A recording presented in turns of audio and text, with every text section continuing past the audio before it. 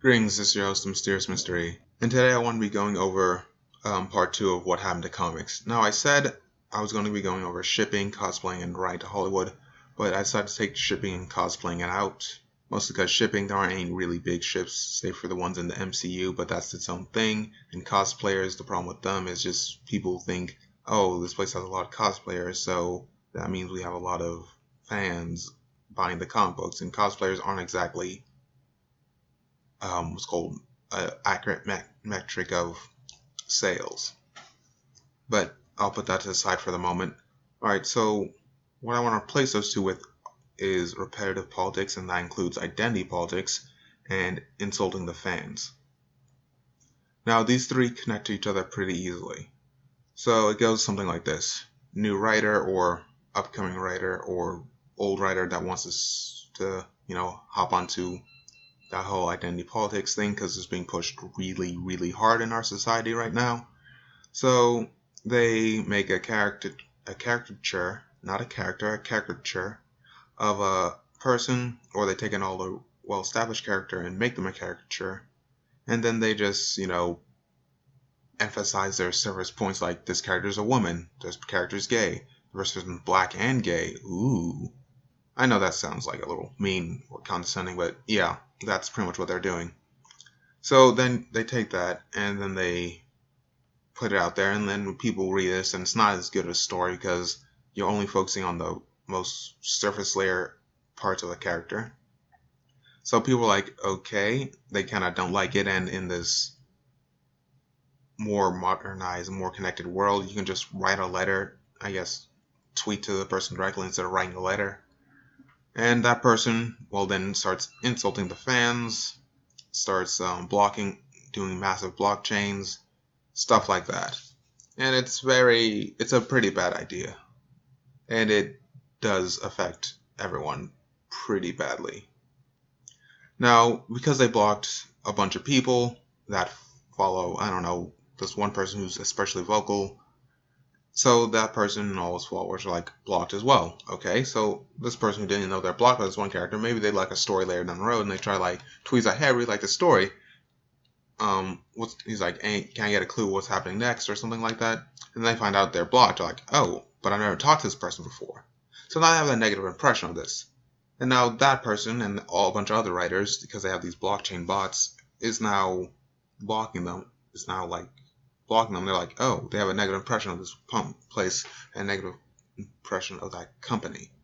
So then they stop buying their books. And you buy less books, you go to comic book store less. You go to comic book store less and less and less, and eventually you stop going there altogether.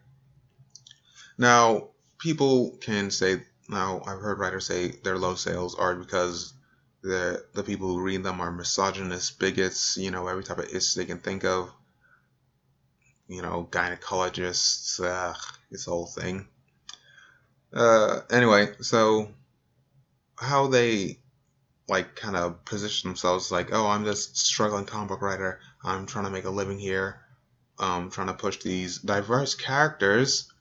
And so then maybe they get a manager, or maybe they already have a manager, or maybe they know someone in the media, and they kind of hype it up and make it seem like maybe 10 people are insulting them over a dumb storyline or something, and then make it seem like, oh, it's the what? Like it's a massive problem. Like, oh, all these thousands of fans are doing it. They blow it out of proportion, and so then they try to get the attention of the media, attention of Hollywood people. So their series gets picked up by a Hollywood studio. I had an offer similar to that, but I'm not going to really go into that right now.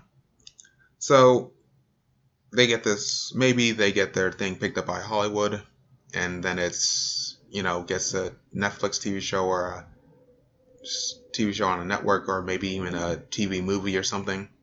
And so they're happy. They got their little 15 minutes of fame and they got a story, but then they realize they have to still make comic books, and they just lost a good chunk of goodwill over what they've done. But they don't realize that immediately. You see, they keep doing that. They keep insulting the fans and telling the media that they're struggling against this, or their editors they're struggling against this, and this is where the identity politics falls back into this. So they make these characters that they pretty much can't touch.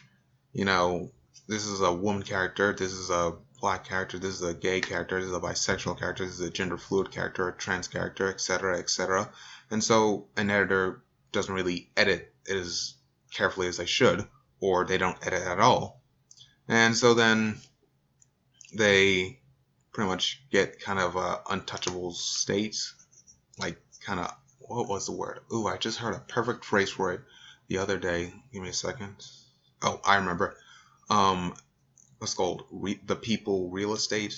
No, identity politics real estate or something like that. Dang it, I forgot the phrase. But it's like they're pretty much using the identity politics as like real estate over these characters, so they can't be criticized. Because okay, now I remember. Because if you criticize this character, you're saying you can just say, oh, you hate gay people, you hate women, you hate bisexuals, you hate gender fluids, you hate transgenders, etc., etc. When the real criticism, and like some of those fans, yeah, sure, maybe they do, but the real main criticism is that this story sucks, and you should focus on writing instead of getting into fights with your fans on, or just people on Twitter, or whatever social media, Facebook. Yeah, people get pretty intense fights on Facebook too. So that's the main thing with this. People keep blowing it out of proportion and making it seem like, oh, it's a serious problem. Like, oh, all these terrible people are in the fandom and they're making it poison and toxic for people. And I don't get why they're doing that. So a few years ago, there was kind of a weird push. I want to say I noticed it mostly in Marvel. In DC, it's not really as prevalent. In some books it is, but not really as prevalent. They kind of like wanted a different audience, like the YA audience, young adult novel audiences. So they hired a bunch of young adult writers to, write them for it. And the thing is, young adult writers aren't comic book writers. Yes, they're both literature, but comics is a visual medium, and the less is said, the better. It's like you're supposed to be focusing on, oh, this awesome fight scene. Sure, there's talking in it, but it's not the main focus. It's like the really cool picture. That's the focus. So you should, write less, get to the point directly instead of dancing around it or making and I've seen this a lot lately. Like, I've been reading old comic books and then comparing them to nowadays comic books. And it's not like old comic books, you had maybe 5 bubble layers, like a word balloon for each page or each panel, and they were pretty short and you can mostly see the art. And sometimes they had panels with no words on it, and they just let it show for itself. Okay, yeah, I can easily understand what's happening here. But nowadays they're having freaking word dumps. It's you would have to be, no offense, very slow not to pick up on what they're putting down. And then again, this is 50. This is a huge chunk of text per page. It's 100 words per page. You're geez. It's covering up what other people are doing. It's really, really big and kind of annoying. You're all right. So you end up reading a book's worth. After the comic books have 4 issue, 6 issue arcs nowadays. So by the time you're done with them, you have maybe you read 1,000 or so words. And yeah, sometimes you need a lot of text to get a point across, but you should have internal monologues what's called thought panels and such, or just make your story simpler. No offense, so it's more easily conveyed. There are a few more points I do want to go over, but they're kind of slipping my mind right now, even though I had them written down somewhere. I can't find them. But that's the majority of what I want to go over. The repetitive politics, the insulting of the fans, and the ride to Hollywood that these people think they can get is what's hurting the comic book industry a ton. They don't realize how much they are now after, 4 years of the industry declining.